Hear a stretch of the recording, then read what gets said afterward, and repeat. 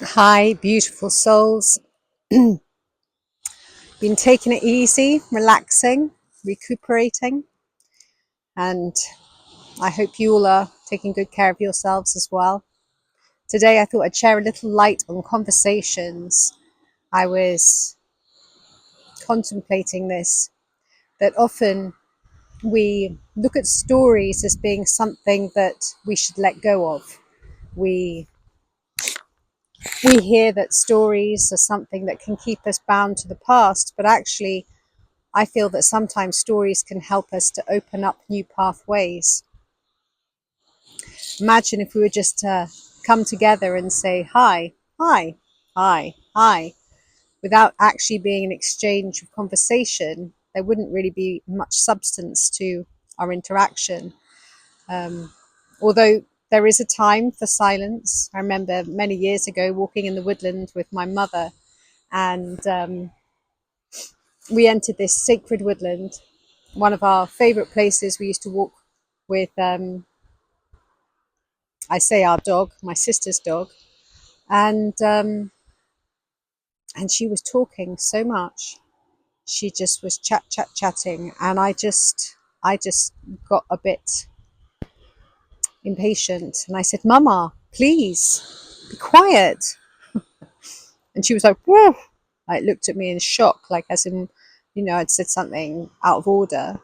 And I said, "Gosh," I said, "I can't hear the sound of the trees. I can't hear the sound of the plants. I can't hear anything other than you talking."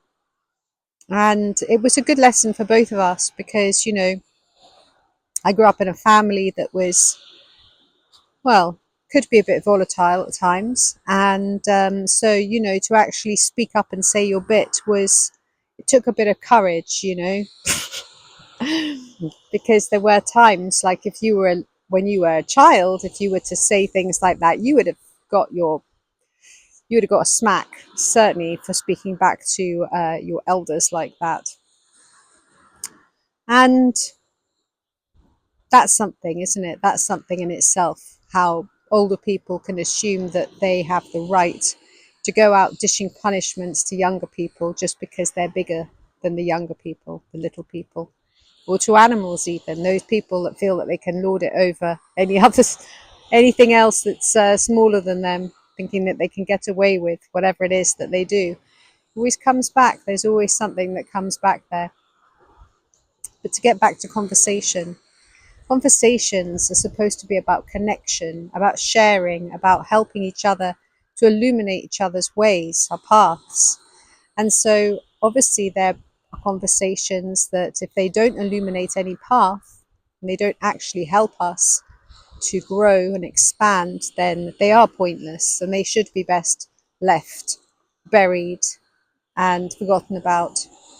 Um, I know that there are some people that love that um, sensationalism in stories. I feel that's often the ego when they have to share things that are really bleak and awful.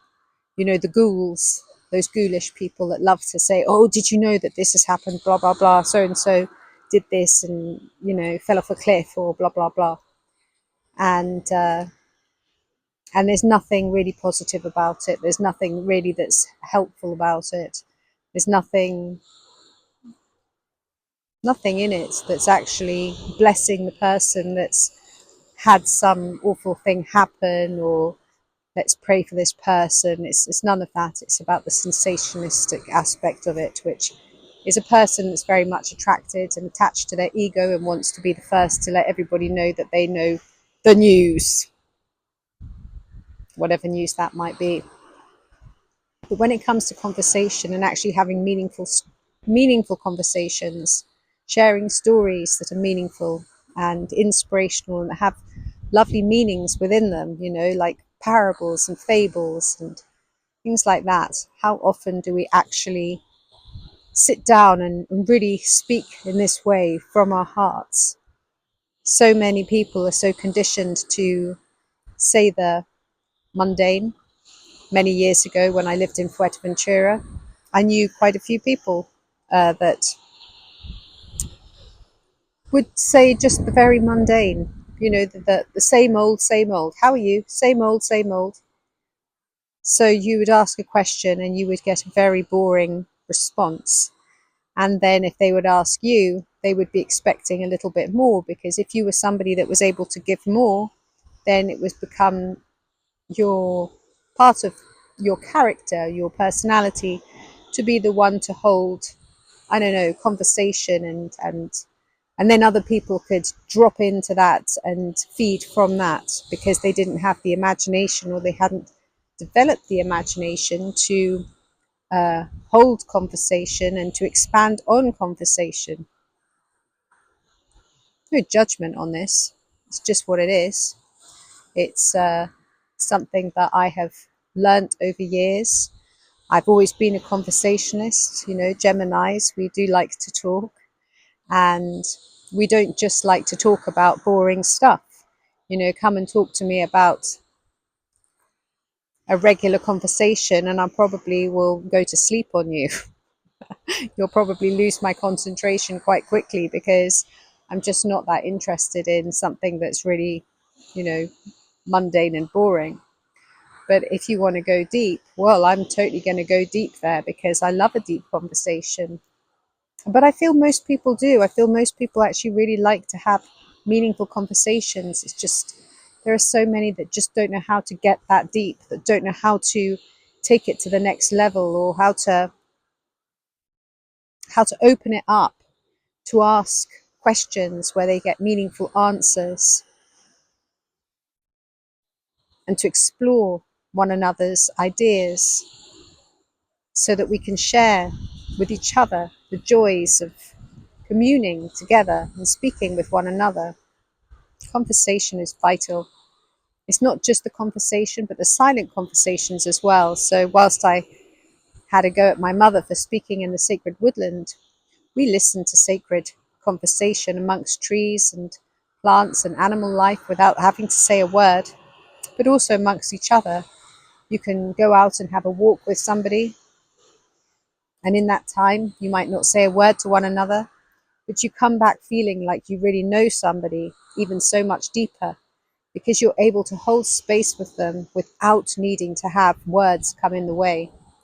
So it's an interesting thing, conversation, because conversation can be quiet, it can be loud, it can be with words or without words.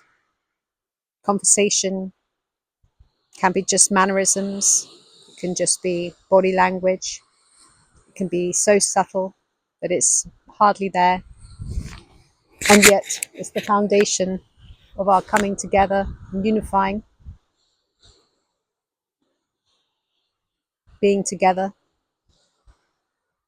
growing with one another, and learning from each other, understanding each other.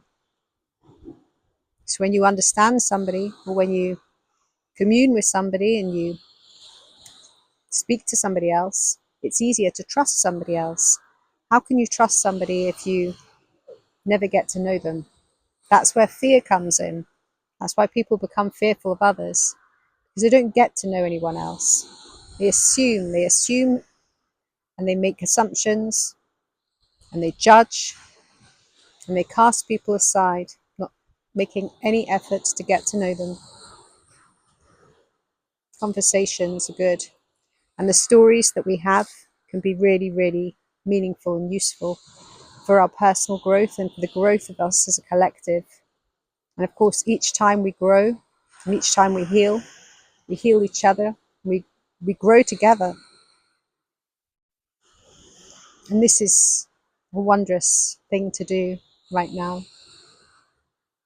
It's always been a wondrous thing to do, but my goodness, right now, the more hearts on deck, the better. More hearts on deck, the better.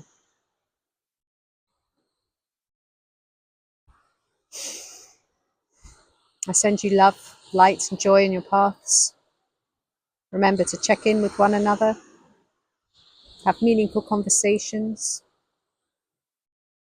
ask meaningful questions, questions that you actually want to know the answers for. Consider a little bit more how you can be better communicators. Because the better we are able to communicate with one another, the more we learn from one another and heal each other together. And the easier it is to telepathically communicate too. And that's something that will be really big in the future. But you've got to do the basics first. And most people have got a bit of way to go with the basics. I send you all lots of love, light, and joy. Thanks for watching. My name is Zaza. Like, subscribe, and share, please, if you feel called to do so. Thank you.